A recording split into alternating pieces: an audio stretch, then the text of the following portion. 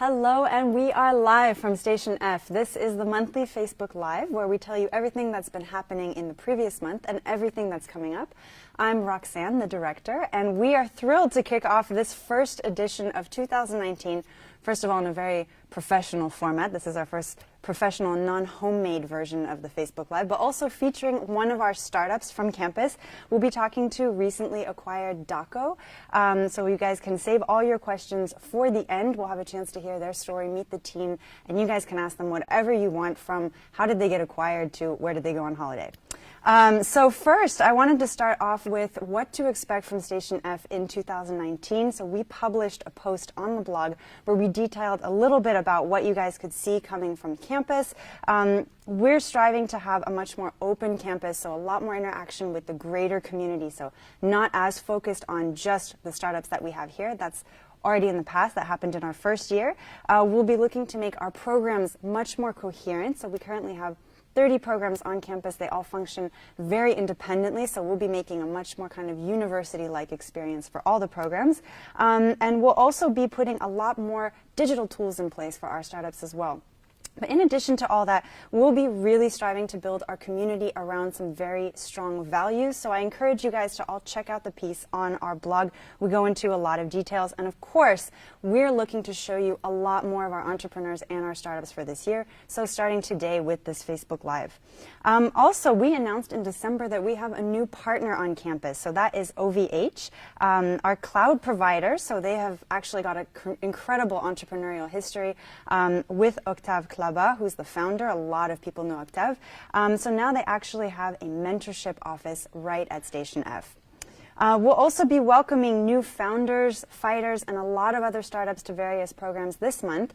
A lot of people are still contacting us to find out, did I miss the deadline? How can I get in? We actually have 3 programs that are currently still open with our applications. So if you guys want to apply to programs, you can apply to Havas, who is currently seeking startups in the ad tech space, Ashoka, who is currently seeking startups in tech for good, and finally the Arts et Métiers program that is currently seeking hardware startups.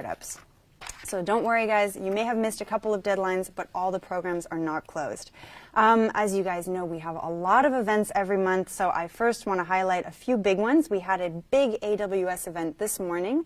Place was packed. We have a awkward picnic coming up. You guys may have already heard about this. So we have monthly picnic with all the campus where you guys get to sit around and ask each other really awkward questions. And now it's open to the public. So if you want to come by, have lunch with our startups, meet them, ask an awkward question, you can do so on January 16th. Go to stationf.co/events and you can sign up for all our different events. We also have quite a few events in French Tech Centrale. That's actually where I'm currently sitting. So these are all the events from La French Tech that are open to the public. So let me just highlight a few. We have one on public funding with BPI France. And we also have one on GDPR, which I know everybody loves, coming up with Niel. So you guys should check out those events and sign up for those as well. And finally, this is an event that's in a few months, but I think it's worth talking about. We are hosting Paris Blockchain Week, which is the biggest blockchain and crypto event in Europe. That will be on April 16th. You guys can already sign up and get your tickets online. So all events on stationf.co/events. All right, guys, now for our startup. I'm super excited about this because this is a startup we've talked about a lot. We haven't had a chance to really share it with you yet, but they were acquired last year, part of the vente-privee program.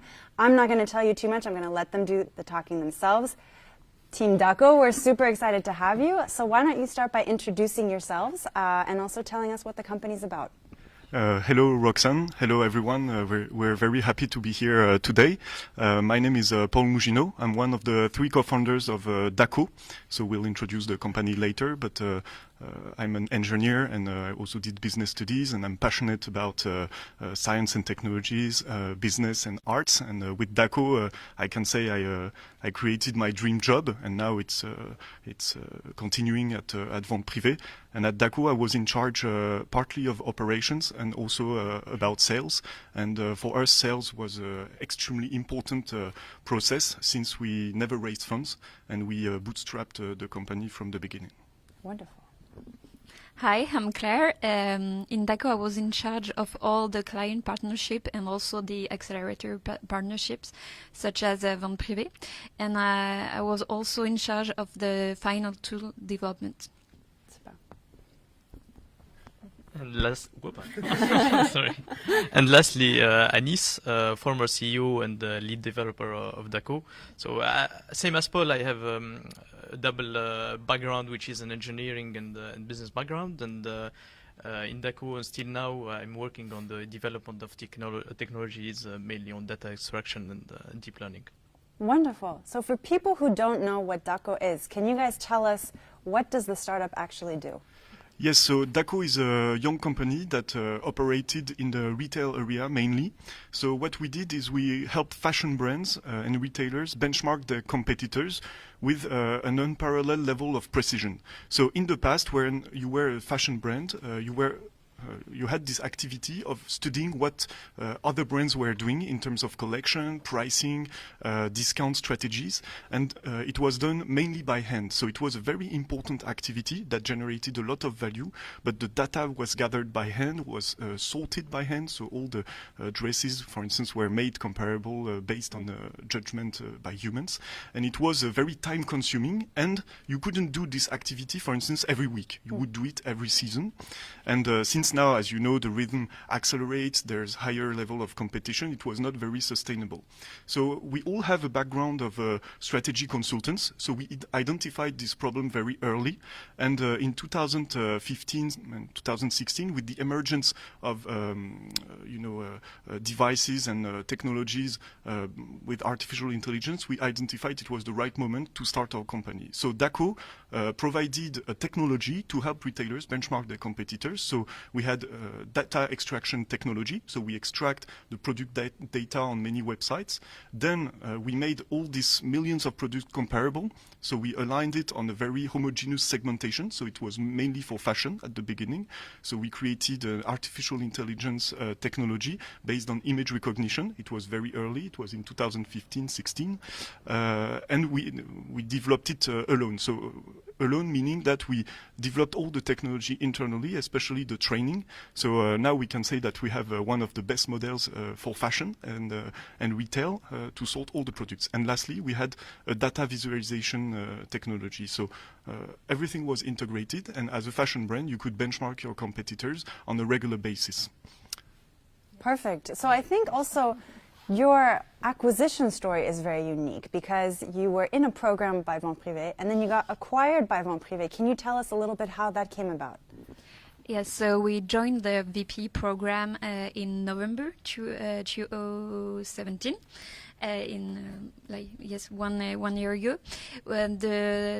This program is very unique, I think, because you have 9 months to test all your technology with the VP team. So we begin to test the technology to see the impact on the business, and actually we realized that there was a lot of business potential to deploy all this technology inside the VP group. So we begin all the discussion with VP. To integrate the group, and the acquisition begin this summer. So it was a great story because we begin with a very strong partnership as a client and accelerators, and we ended with the acquisition. Very interesting. So this program is very unique in that vente-privee is essentially your customer. And then you get acquired by a customer. It's super interesting. Before we go to questions, is there anything else that you want to share that people may not know about what you guys do or your story?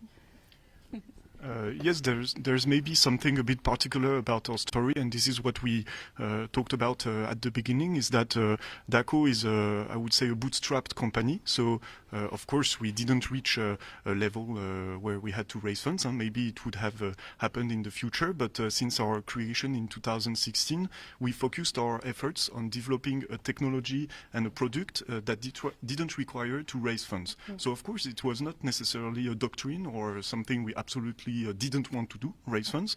But with Anis and Claire, we strongly believe that in a digital environment and in the world of new technologies, it is possible to create a prototype and even a product and even a commercialized product without raising funds and with the help of many shortcuts and technologies that already exist and that we can assemble, redesign, etc. So it's a really strong mindset that we had.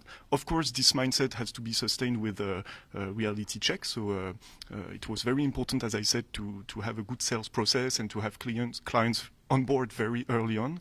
But this is a message we can transmit today.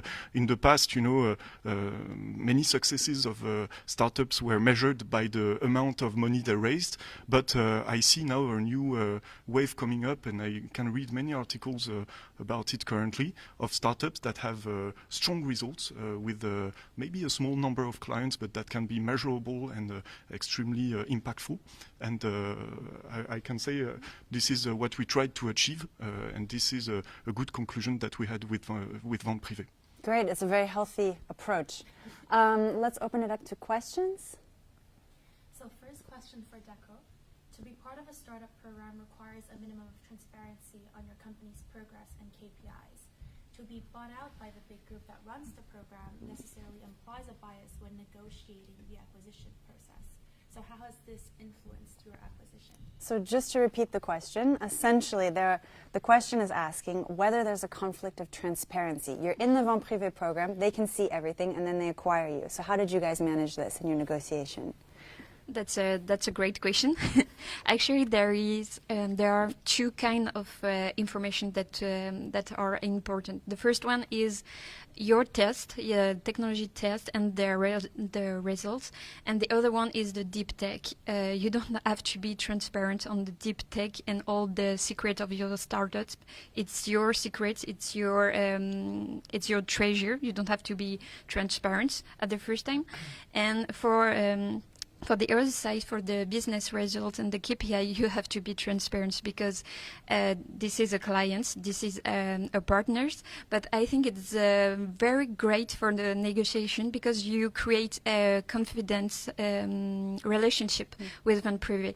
They saw that we have great results, that we work very, very well with all the team in VP group, and it's very easy to negotiate after because they know that we are valuable, and that we have a great result in the vente-privee group. So actually, you have to make the distinction between these two information.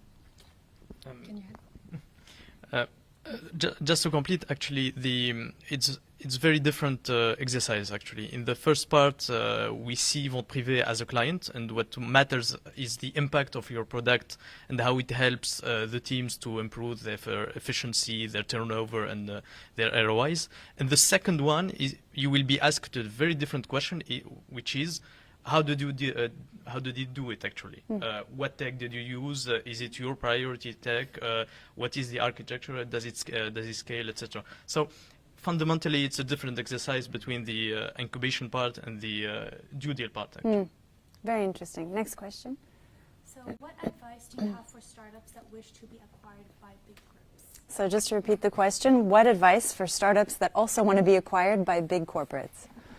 So we are a very young company since we have 2 years of existence, so we don't pretend that we can give advice to everybody, but I can say that we remained ourselves, so we knew that our strength was also in a way our weakness, is that with Anis and Claire we don't know how to bluff, so we cannot communicate about fake results. It's really not in our culture, and sometimes to attract people, sometimes you need to lie a bit, but we don't know how to do it. So I would say that on a theoretical side, remain yourself and try to develop a culture of and a mindset as early as possible and stick to it if it works. The other advice is mostly operational. With vente-privee, we could execute the deal very fast fast, not only because of what Claire said, the fact that we carried out many tests successfully, but also because on our administrative side we were very well structured. So when you are acquired, you have to create what is called a data room. You are interacting all the time during several months with lawyers, with investment bankers, and it's a lot of different stakeholders, and you have to have your documents straight. Your IP has to be very straight as well, etc. So it's an array of very complex documents that you should have all the time in your files and folders. But since we were quite organized, it made us not lose time, I would say. Top of mind, don't build a startup to be acquired just after 6 months. I don't think it's a good business plan. And the second one, basically, how do you differentiate from a big group as being a startup? And you have two ways for this. The first one is agility in terms, like Paul said, in terms of operations, in terms of mindset, or in terms of your choices. And the second one, the big difference between a startup and the big group is that you don't have a legacy. You are building your product from scratch. And that being said, you are free to choose the latest technology, to adapt them, to focus on your business needs and not your legacy organization constraint, etc. So a startup is like a different business model, business plan. It has to be differentiated from the big group, and that's why you have been acquired. Perfect, thank you. And last question? What has most surprised you in the acquisition process, and what's something that you would have done differently? So what surprised you most in the acquisition process, and looking back, what would you have done differently? So maybe we all have a different question, but a different answer. But what surprised me is that we were a team of, let's say, 5 to 6 people when Daco was acquired, because there were 3 of us plus a few employees and interns. But in spite of our small size, we had to carry out altogether a due diligence extremely complete and extremely strong. So it's maybe because for vente-privee this acquisition was very strategic from a trade side, not from maybe a size aspect, but it was very important. And we, as I said before, we were interacting for a few months with many top gun lawyers and investment bankers. And for us, it was not the first time, because we were former strategy consultants. So we were at the time we were part of the people that were helping companies to be sold or merged, etc. So we knew all these stakeholders, but now being, I would say, small owners of a company, it was not intimidating, but very time-consuming, and we had to be focused all the time because we had always to be very reactive and giving the answer. And what was very surprising for me is that in spite of our small size, we were treated as a big company to be acquired. The only difference is it took less time because maybe our operations were less complex and we were younger. But that was a big surprise for me, and if I had to do it differently, to be honest, on this part, I wouldn't have done it in a different way. Maybe to be even faster, we would have carried out even more focused tests from the beginning, but you can always say that afterwards. You never know. But again, I really want to stress the fact that when we got into vente-privee Impulse, which is the accelerator, our goal and only goal was to have vente-privee as a client, if possible the biggest client of Daco, and we never imagined that we could be even acquired, and it was not necessarily our objective, and it was a great dance. I would say that we started with vente-privee and ended up like this. For me, the surprise was the importance of the project that we have with the integration. Actually, we spend a lot of time to think about it, to think about how roles in vente-privee group after the acquisition and the culture. And it's very important in an acquisition to love this project, because you have to stay several years in the company and you have to deploy all your tech in the company. It's a major key change in your life between a startup and the group, so you have to believe in this project. And during the process, we have to meet Jacques-Antoine to explain him why we want to sell the company, why we want to join vente-privee, and how we believe in the group. And for me, it was kind of surprising at the beginning to have this kind of thinking, but it's very important in an acquisition to be happy with the project that comes after all the papers. Exactly. Wonderful. All right. Well, Dacoio team, thank you so much for being here, and congratulations again. For everybody watching, you can continue to ask questions in the comment section. We'll continue to reply to you, and we hope to see you again next month. Thanks.